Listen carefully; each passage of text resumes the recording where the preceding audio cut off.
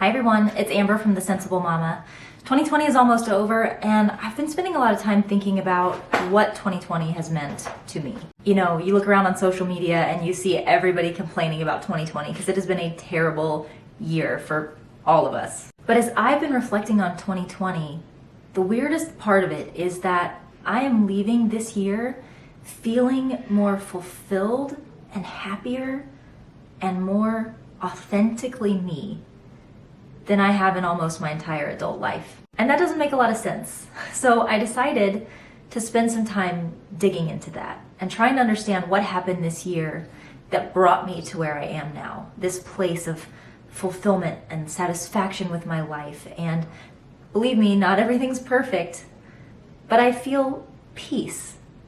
And so today, I wrote down everything, all of the thoughts that I had about 2020. I dumped them into my iPad because I just want to share with you some things. Now, one of the first things that I want to say is that I understand that I have been very privileged to have the opportunity to spend time this year reflecting and growing.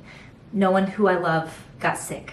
My business somehow survived and even thrived during COVID. No one in my family lost their jobs. No one in my family was in unemployment lines. No one in my family was having to go get food stamps for the first time in their life. 2020 for me has been like my biggest problem in 2020 has been not getting to do the fun things that I want to do and see the people that I want to see and having some of my plans ruined. And I'm very fortunate and very blessed and very privileged for that. So what I'm going to be talking about today, you may not be ready for it. If 2020 was the year that took a loved one from you or that took your job from you or sent your life into chaos, you may not be ready to hear someone sit here and talk about how they grew and evolved and got better in 2020. And if that's the case, go ahead and click out of the video now. Maybe come back and watch it when you're in a healthier place.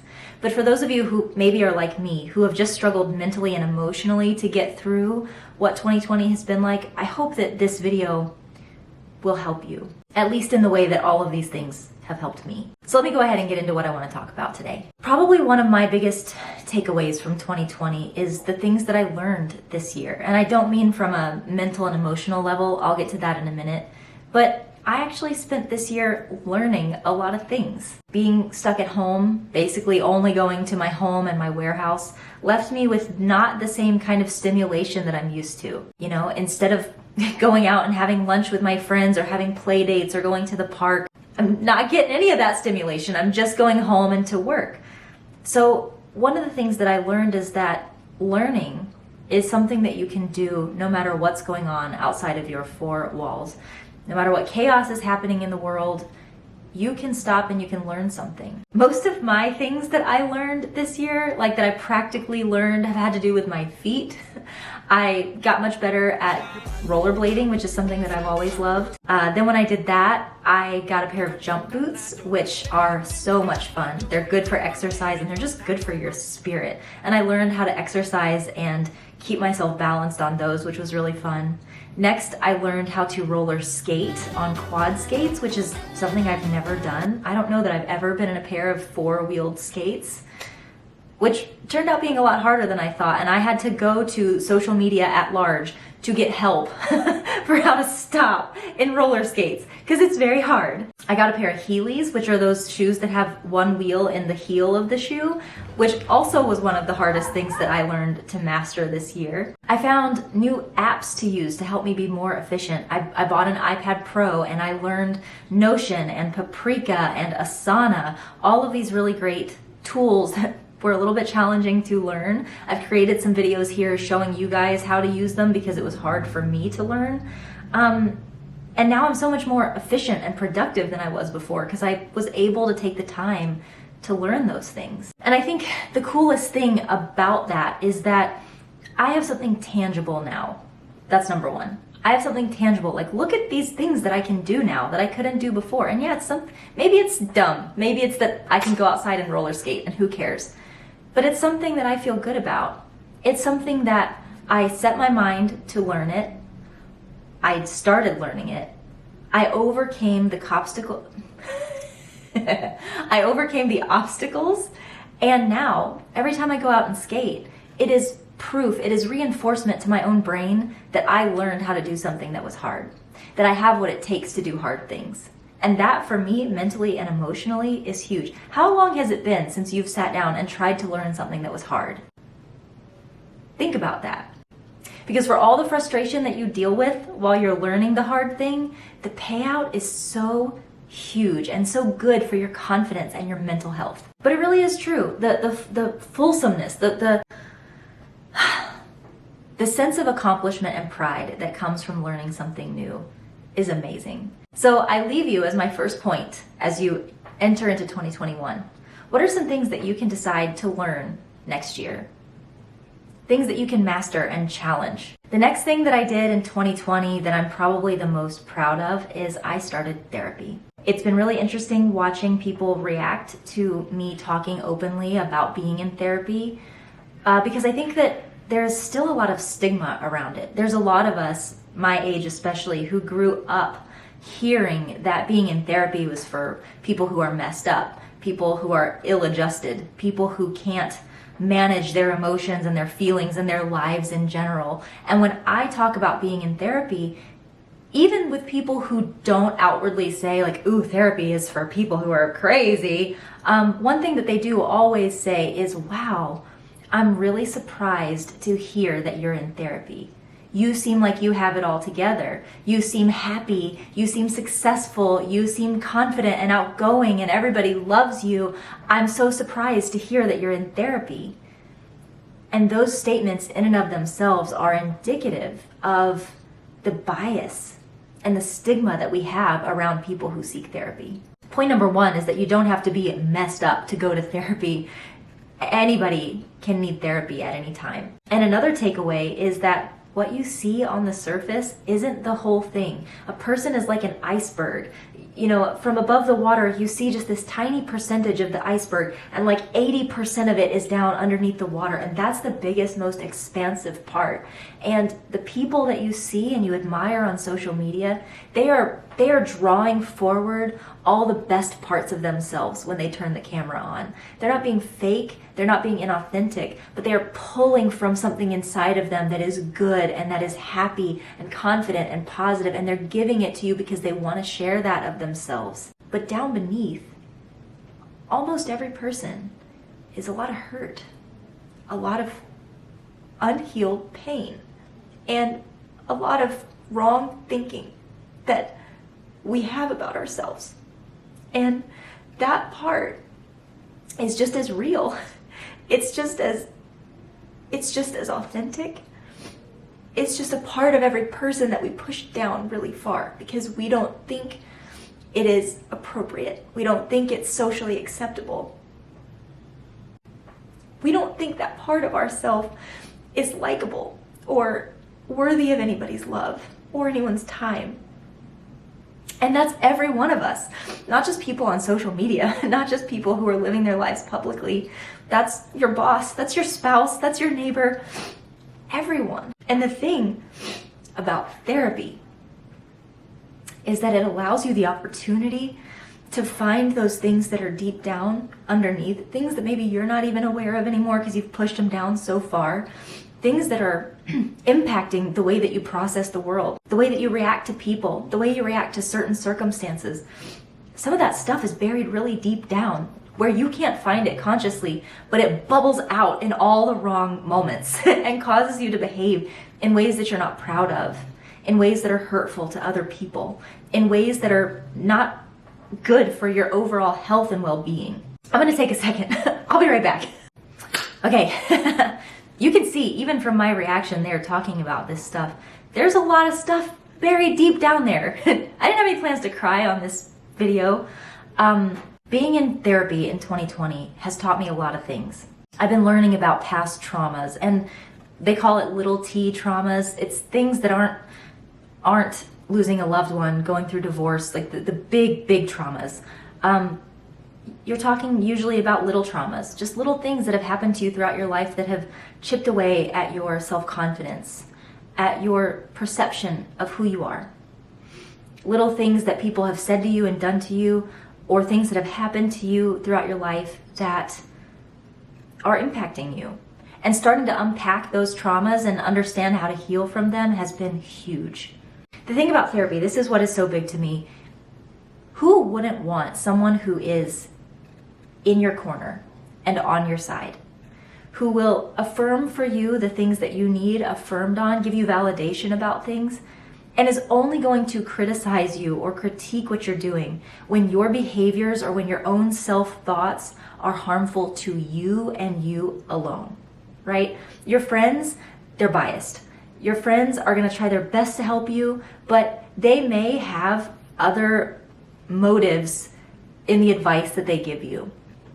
And sometimes the advice that they're giving you may be more to the benefit of someone else involved in the story than it is to you. And a therapist, they do not care. They don't care about your relationship with your spouse in terms of how your spouse feels. They don't, if it's your children that are the problem, they don't care about how your children feel about what's going on in your therapy. If it's your boss, your coworker, someone from your past, they don't care about that. All they care about is your relationship with this person or this situation healthy for you? And how do we make sure that you are healthy and whole in all of these situations? You are the main character of the show, and I don't know who wouldn't want that.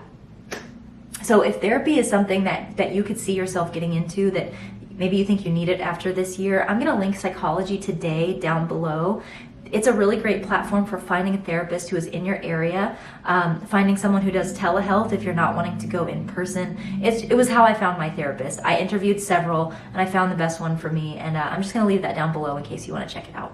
Another thing that I did this year is I opened my heart back up. I lost my dog Rona earlier this year, and it was my first major heartbreak. It was the first pet that I have lost as an adult, and it wrecked me so fully that I said, I will never own another dog again. I cannot go through that heartbreak. And I spent all of 2020 firm in that stance. But in November, I started feeling that puppy fever coming back. Like maybe I was ready to love another puppy again. And I opened my heart back up, and now I have Freya.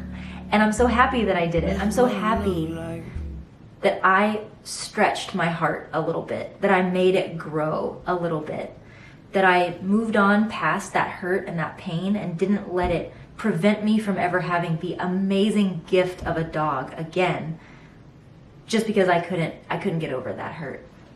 And that's something that I'm very proud of in 2020. The last thing that I want to talk about that I think has been a huge deal for me this year is that I have made realer friendships in 2020 than I have maybe in my entire life. Now, of course, I still have many of my old friends who I've known since I was a little kid. Those are my ride or die friends. I'm gonna be friends with them forever. But in 2020, I lost some friends too. I think a lot of us did. 2020 had a way of really teasing out belief systems and core values in people that maybe some of our more surface level friendships had never dug down into. It made some of us really question if we wanted to have those people in our lives anymore. And I don't know about you, but I didn't take those decisions lightly. That was really hard and really painful for me. And I tried my best to not do it unless it was a severe situation, a situation where nothing that I did could resolve this person's deeper core values that were completely at odds with mine. And I'm imagining a lot of you are nodding your heads right now and have probably been in the same boat.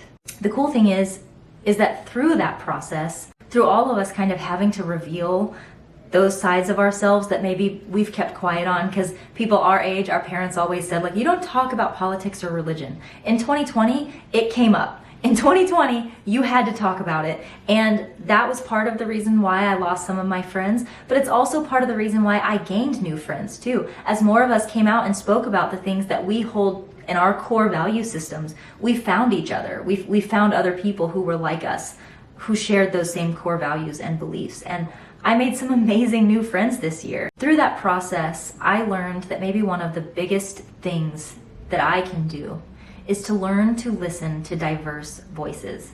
To learn to listen to people who agree with me, sure, because that feels good and it's affirming, but also to listen to people who don't agree with me. I feel like a lot of us have started to just dig our head into the sand and say, I don't want to listen to anyone who disagrees with me because I'm just done. I'm done with the arguing, I'm done with the politics, I'm done with the conversations. If you disagree, I don't want to hear it anymore. Unfriend, out of my life, goodbye. But I learned this year that there is so much value in having those conversations. Freya's got an itch, hang on. This year, I did the hard work of digging into other people's belief systems and their core values. I chose to listen. And that wasn't easy because some of these issues it's very hard to hear someone else's opinion on them. But I decided to do it because I was really turned off by the way that all of us in 2020 were just sort of becoming intolerant of anybody who had any other belief system. And I'm not saying that that's not valid sometimes.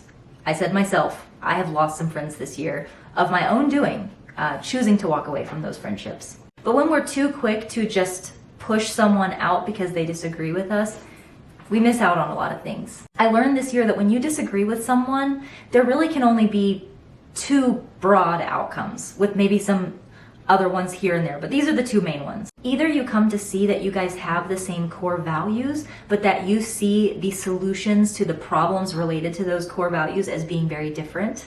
And in that case, you end up still being able to be friends with that person because the core value is the same. You both agree that the same things are problems. You just maybe disagree on how to fix them practically. When you reach that point with a friend where you're able to say, I disagree with you, but I still love you and I trust you and I know that our core values are the same, it builds trust. It builds intimacy and affection in that relationship, to a degree that you can't get to if you're not listening to each other, if you're just saying, it's better that we not talk about that. The other thing, the other side that can happen when you start listening to people who disagree with you is that you can learn that their core value system is completely at odds with yours. You can learn, maybe for the first time, that they have some things deep down that they need help with. You may learn that their core value system is so different than yours that you can't carry on with a friendship with them. But you really only get there from listening to them. And it's painful when that happens. It's painful when you realize I can't maintain a friendship with someone whose core values are so misaligned with mine. But it is good.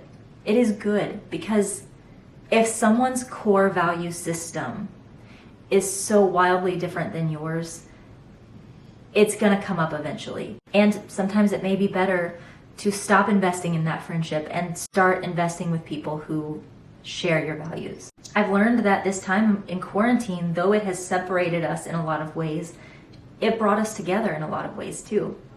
It brought me to new people who inspire me and motivate me. I learned that sometimes you can find friends across the keyboard instead of from across the table. So this video has already gotten pretty long and I keep getting emotional, so I think I'm going to leave it there. I don't really know if there's a bow to put on this video. I don't feel like I have a prepared kind of, like, if I could leave you with some wisdom, but I'll try. I hope you'll make a commitment to do a few things. Learn something new. Learn several things new. Get therapy if you need it. And if you can't afford therapy or can't find a good therapist, start reading self-help books. Start looking inward. Start working on yourself however you can. If there's a hurt that you haven't reconciled yet, if there's something that has happened to you that you're guarding your heart about, try next year to open that back up. And lastly, take a look at your inner circle of friends. Are they the right friends? Are they your ride or die friends? Are they people who share your core values, who you can trust and love, whether you agree or disagree? If the answer is yes, then pour yourself into those relationships this year. Check on them, text them, call them. Do more to pour yourself into those relationships. And if the answer is no, it may be time to prune your friendships a little bit.